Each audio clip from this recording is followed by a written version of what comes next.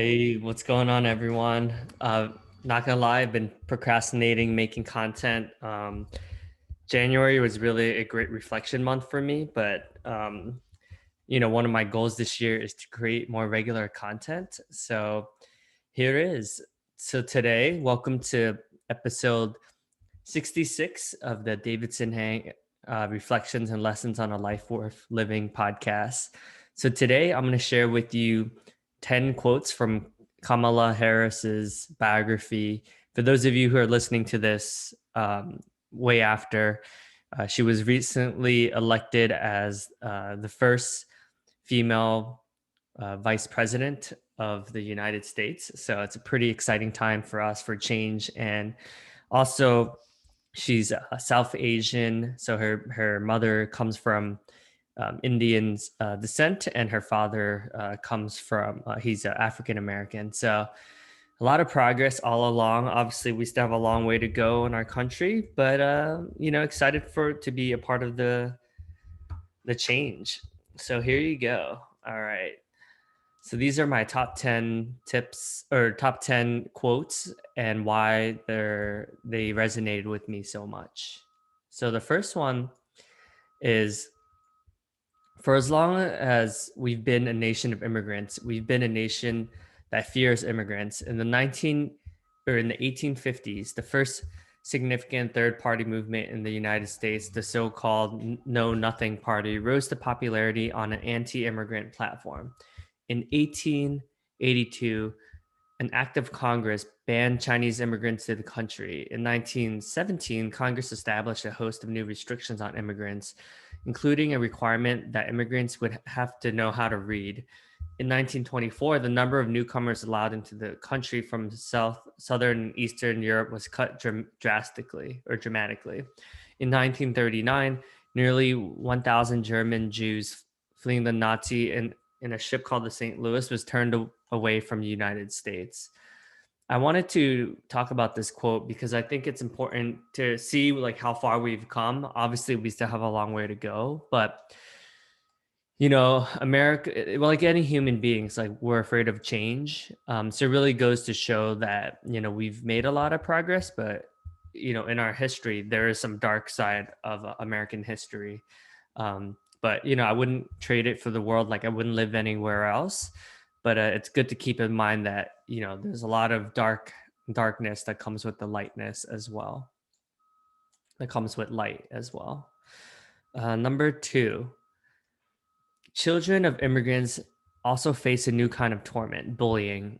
Kids are being taunted by other kids, told that they would be deported, told their parents told their parents will be deported, and told that they should go back to where they came from. The cruel words and actions of one prominent, powerful bully in the White House have been mimicked and adopted as the rallying cries of bullies everywhere. But how do you handle a bully? You stand up to him. So, growing up, obviously, I'm Vietnamese, so there were many moments where I did get some pretty harsh remarks. Let's just say the media does not paint Asian males as the most masculine type of figures in the world. So, being Asian, we have a lot of like positive stereotypes that we work hard and that we're educated, right? But there's a lot of unconscious bias that happens as well when it comes to leadership opportunities and things like, for me, if I wanted to get promoted and if I wanted to dabble in management, there are a lot of unconscious bias that we still have a long ways to go. So, number three, whenever I travel to a country for the first time, I try to visit the highest court in the land. They are monuments of a certain kind, built not just to house a courtroom, but to send a message. In New Delhi, for example, the Supreme Court of India is designed to symbolize the balancing scales of justice. In Jerusalem, Israel's iconic Supreme Court building combines straight lines, which represents the rigid nature of law, with curved walls and glass that represents the fluid nature of justice.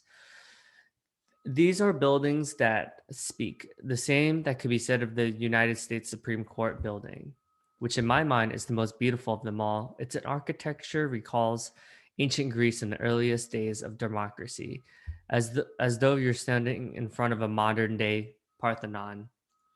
That was really beauty. It really shows to go that obviously, there's some loopholes and law is not perfect. Law is meant to be to change. Obviously, at one point, women were not allowed to vote, and African Americans were slaves, right? So clearly, there's a lot that in the past that has changed. But it really goes to show you that even though we think of lawyers, many of us think of lawyers as like money hungry, sleazy people. The majority of lawyers are good people trying to make a difference in the world. So it definitely helped me think about my perspective of where some of my assumptions are when it comes to meeting lawyers and attorneys and people like that. So number four, for most families, buying a home is the biggest purchase they will ever make. It's really a special moment in your life, proof of all of your hard work. You trust the people involved in the process. When the banker tells you that you qualify for a loan, you trust that she's reviewed the numbers and won't let you take on more than you can handle. When it comes time to finish the paperwork, it's basically a signing ceremony that feels like a celebration. When the bankers put a stack of paper in front of you, you trust them, you sign and sign and sign and sign. This is referring to the mortgage crisis. Obviously, we had a huge recession back in yeah, if anyone has watched the movie The Big Short, this is interesting. Being a homeowner, and feeling kind of like sort of the pressure of having a mortgage. I definitely think every human being should have personal responsibility, right? But sometimes you do rely and trust the system that, I think obviously it's a bit more strict now because of the crisis, but it really goes to show. I know when I was in college and I barely was making any money, I ran across credit card issues, and there's part of me that obviously like I should be responsible for my actions, which I am. Made a lot of significant strides in that area, but systematically, there needs to be responsibility on both ends where really they shouldn't have extended that much leverage to someone who's like barely making any money in college, who's uneducated, right? So just something to think about. Number five, but the real reasons lie deeper in our complex financial systems, of which the mortgage lenders are just one piece. Lots of powerful people bend the rules and build elaborate schemes to make money off of these bad loans. Even though most Americans didn't realize it, our economy has grown dependent on these scams. It was like building a tower of blocks on top of a balloon. And when the balloon popped, the entire economy came crashing down and we ended with the Great Recession. Yeah, this is a pretty deep topic, and I'm obviously not an expert by any means, but my thoughts on this was that look, like there's a lot of systems. If you know how to understand the game, whether it's tax deductions or there's a lot of rules that help us, for instance, become homeowners, right? That make it easier.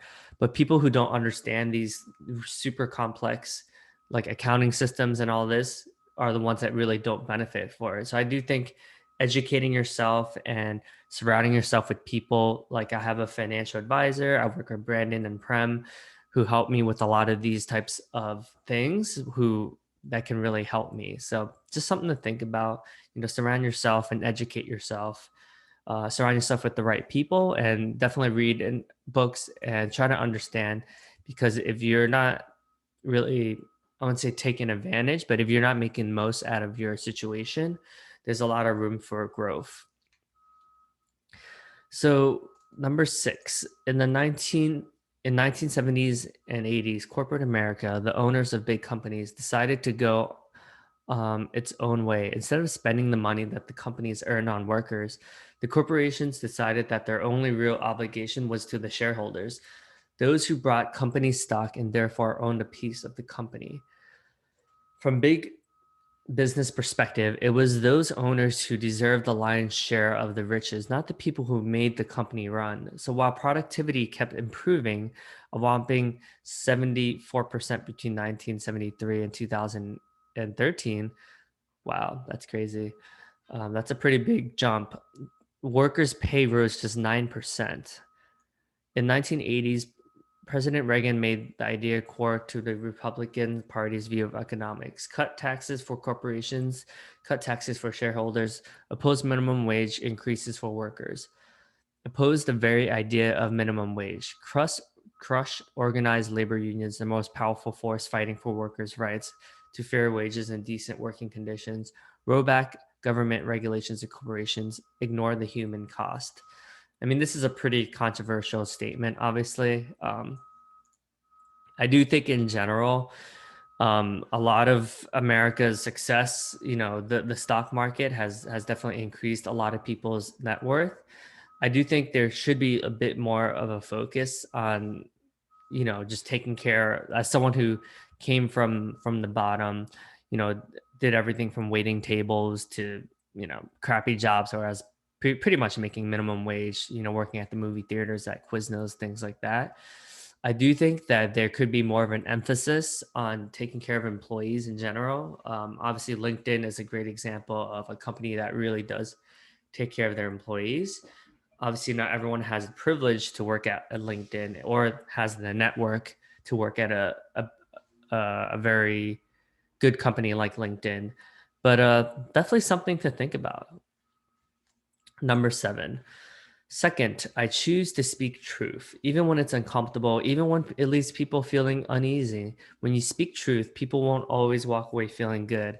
And sometimes you won't feel great about the reaction you receive, but at least parties will walk away knowing it was an honest conversation. This definitely resonated with me because, there's times where I haven't said the truth for fear of conflict. But yeah, I think it's always better to be honest most of the time. Eventually we're gonna have to deal with the truth eventually. So why not be upfront about it instead of speaking behind someone's back? At least people know how you truly feel versus, um, just lying about it and pretending that there's nothing in the space. So, number 8. So there's only 3 more. So if you continue to listen to this far, you're a champ. You're a trooper for reals.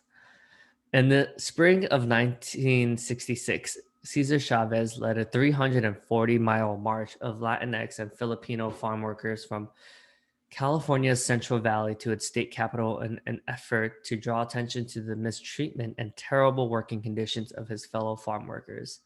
That summer, the United Farm Workers was formed, and under Chavez's leadership, it would become one of the most important civil rights and labor rights organizations in the country.